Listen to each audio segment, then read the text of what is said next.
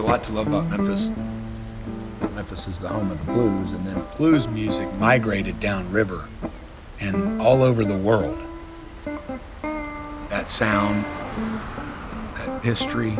My great-grandfather was on the river, my grandfather was on the road, and my father was in aviation. Always thinking about the future. I'm Richard Smith, 48 years old, and this is my Heartflow story.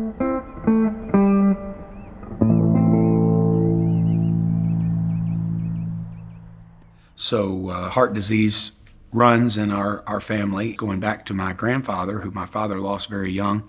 My father, who we almost lost in 2000, I came home and remember them wheeling him in for surgery and him holding my hand, and I was worried that might be the last time I'd see my father. So that always weighed on me because I knew I had high cholesterol. I knew I had a family history, and I can remember vividly my father telling me, when he got to his 60s, I've outlived my father by 10 years. When he got into his 70s, I've outlived my father by 20 years. So he thought about it a lot, which made me think about it.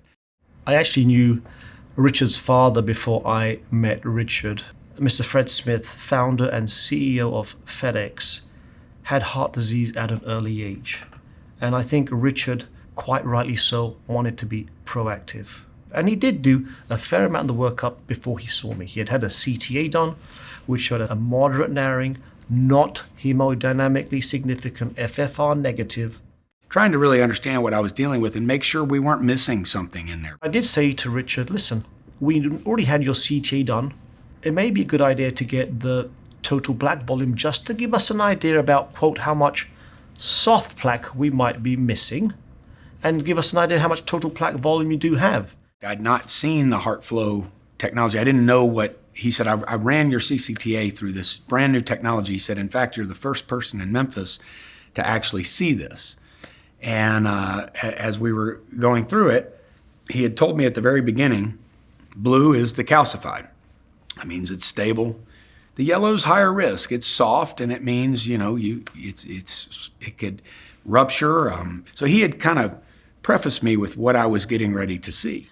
Hey, Richard, good to see you again. And we're going to go through your Heartflow plaque analysis. And as you can see, yellow is non-calcified plaque, or I'd say soft plaque, non-hardened plaque. But as you go down your vessels, you can see that there is a significant amount of yellow or soft plaque. The point being that, yes, we knew that you had some mild narrowing, but we did not know about your soft plaque volume. We just knew about calcified plaque.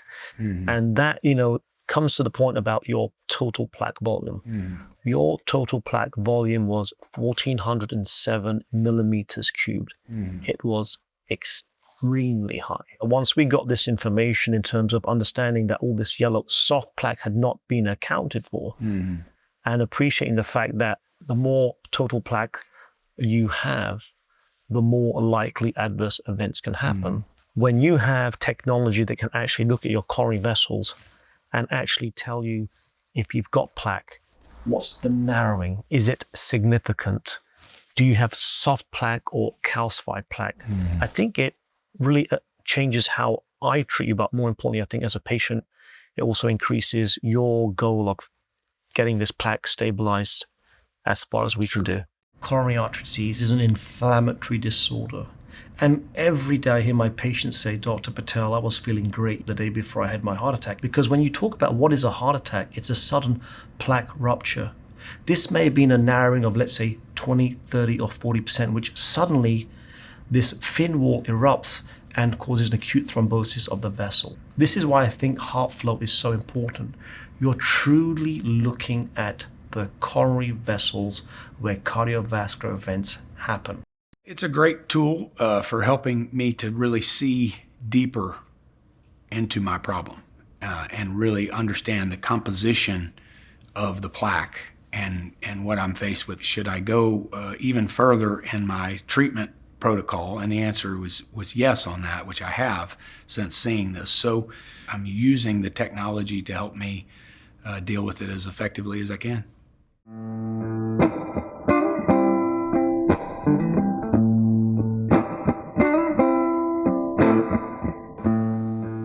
I think the way most people think about their heart is kind of if it's not broken, don't fix it. The reality is that's just not true.